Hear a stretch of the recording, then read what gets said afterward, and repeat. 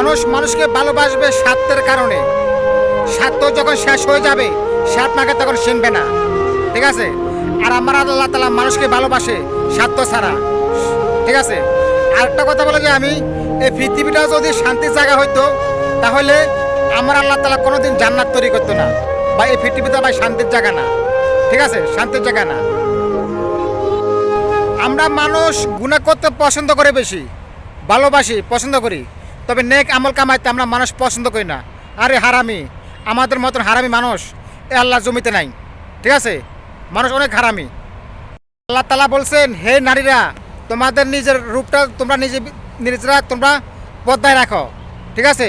তোমাদের রূপ অন্য কোনো পুরুষকে দেখাও না, এটা একমাত্র স্বামীর হক, স্বামীকে দেখানোর অধিকার আছে, ঠিক আছে?